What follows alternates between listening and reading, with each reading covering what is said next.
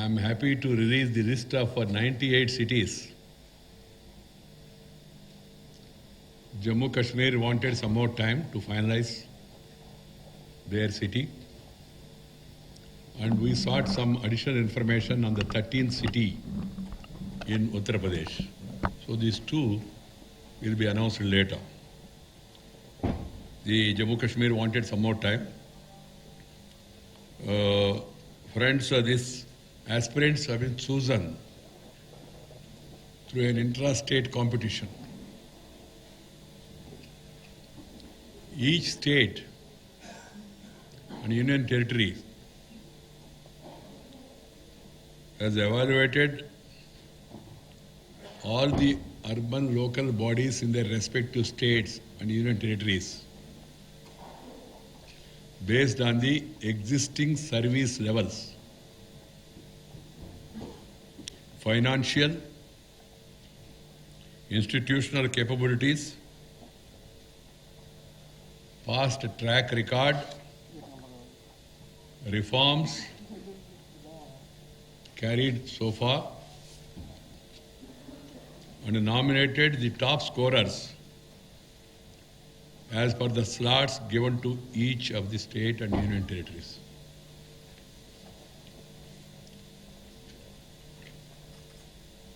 And I am happy that all the states and union territories have chosen these 98 cities for the competition. Each state was assigned a specific number of smart cities based on their urban population and also based on the number of cities notified in that state. That's the criteria. Population of the state plus number of notified cities in that state. Accordingly, 100 by these states. So each state has got a particular number which will be known to you. As a result, Uttar Pradesh has got maximum number, 13 slots, followed by Tamil Nadu with 12, Maharashtra 10, Madhya Pradesh 7, Gujarat and Karnataka 6 each, Andhra Pradesh and Bihar 3 each. The rest have got 2 or 1 depending on the urban population and number of notified towns. The first stage of the competition was entirely conducted by the states and union territories with a little role to the union government. This is yet another significant new beginning in the annals of urban development in our country. This is the suggestion given by the Honorable Prime Minister that the state should have more freedom, flexibility and choice vis-a-vis designing, planning, finalizing various schemes. It would be interesting to know the broad profile of the 98 cities and towns announced today. In terms of population, 8 smart cities nominees are having a population of 1 lakh and below. These being Panaji, Goa, Diu, Silvassa, Karavati is Lakshadweep, Dharmasthala, Himachal Pradesh. Dharmasthala is in Karnataka. New Town, Karakata, Rajahat area. Pasighat in Arunachal Pradesh. And Namchi in Sikkim. These are small towns that way.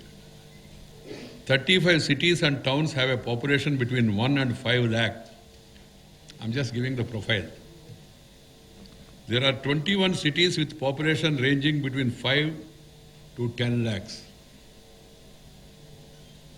And there are 25 cities which have a population of above 10 lakh and below 25 lakhs. And a set of 5 cities are in the population range of 25 to 50 lakhs. And more also. The 4 cities, Chennai, Greater Hyderabad, Ahmedabad, and Greater Mumbai have a population of above 50 lakhs each. Population statistics suggest that a good number of 64 towns and cities are in the category of small to medium, while the remaining 34 are large ones. What follows from that is 64 towns and cities, by virtue of their size, are more amenable to pan-city action plans with relatively less requirement of investments, while the remaining 34 can be made smart by adopting area-based approach subject to resource mobilization. Out of the 98 cities and towns, 24 are capital cities. Another 24 are business and industrial centers.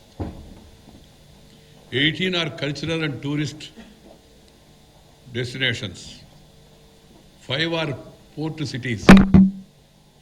3 being education and healthcare hubs.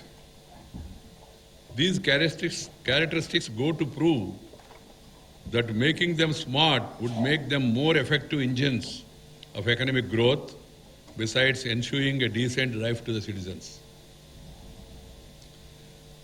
9 capital cities could not be nominated for smart city development, being Itanagar, Patna, Simla, Bangalore, Daman, Thiruvananthapuram, Puducherry, Gangtok and Kolkata, as the cities are developed themselves.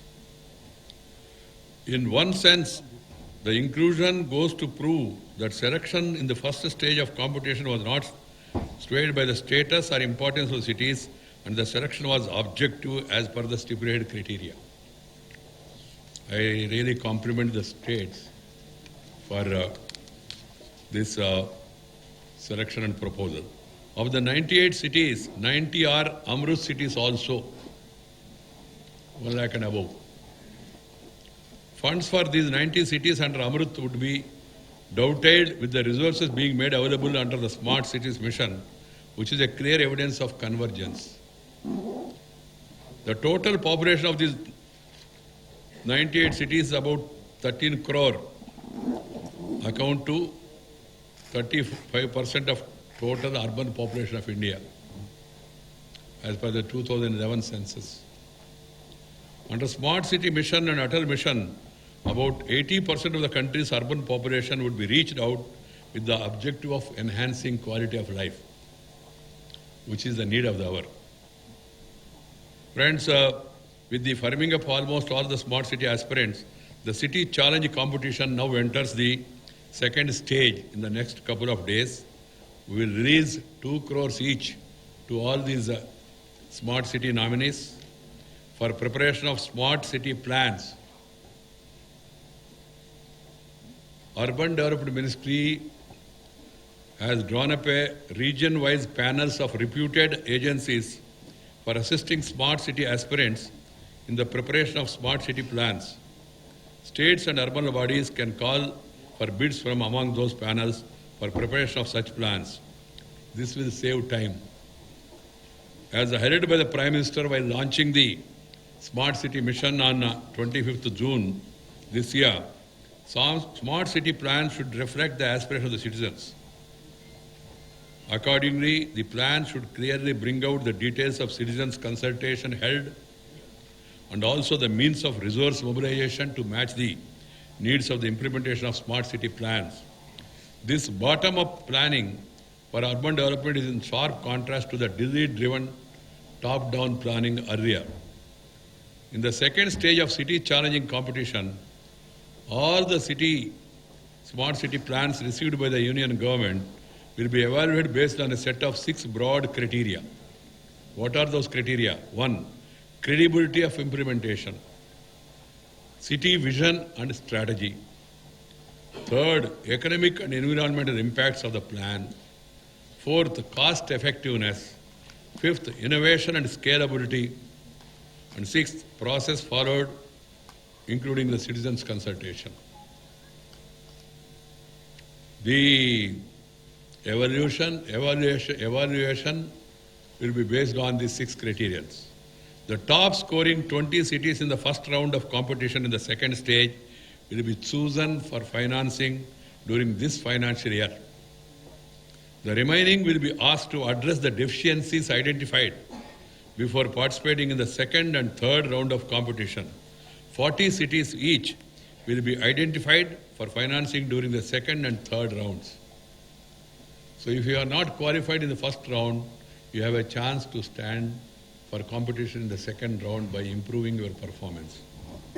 Investments required for implementation of city-level smart plans depends on the ambition and aspiration of the citizens of the city and the ability to mobilize resources. You may want to have everything, but do you have the capacity? Do you have the ability? Are you ready for the reforms? Are the citizens willing? Is your corporation or municipal body ready to take up this challenge? Do you have the credit worthiness?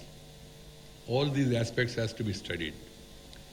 Investments required for implementation of city-level smart city plans depends on the ambition, as I told you, and also ability. Ambition is one thing, ability is another thing. Our ministry will provide 100 crores per year for coming 5 years. First year, of course, we will be giving, Vasonji, 200 crores. 200 crores to start with, because so that that money can be used as a seed money to get external funding. That's the idea. Otherwise, 100 crores per year, but first year it will be 200 crores. The central government will be spending around 48,000 crores for the next 5 years on the smart city mission. States and union territories are required to match it by equal amount. This in effect means 96,000 crores will be spent on smart cities in the coming 5 years during the mission period for the chosen 100 smart cities. Additional resources has to be mobilized from other sources, including collection of user fees, beneficiary charges, land monetization is an important instrument to get money, debts, loans, etc. Additional resource transferred as per the 14th Finance Commission. Municipal bodies are given a good amount of money by the central government on the basis of the recommendation of the 14th Finance Commission. That money also can be used. And also innovative financing methods such as municipal bonds and tax increment financing, convergence with other central government schemes like Swachh Bharat Mission, Amrut, Hruday, Housing for All, borrowings from financial institutions, accessing National Investment and Infrastructure Fund from private sector through PPP model. Both national as well as international investors are looking for opportunities in the backdrop of recent financial crisis. People are searching for safe investments. I offer that smart cities and Amrut are the safest investments because the land is going to be there, the structures are going to be there, and the returns are also assured. The smart city will be implemented by a special purpose vehicle, SPV, has to be created for each of the identified cities to enable focused effort for effective implementation. SPV at the local unit, rather than everything being done from Delhi or from state capital. The states and UTs and urban local bodies will have 50-50 equity in the SPV. Private sector can also rope in with equity with the management control remaining with the state and urban bodies. Friends, the Smart City Mission and its operational guidelines have been formulated after a year-long consultation.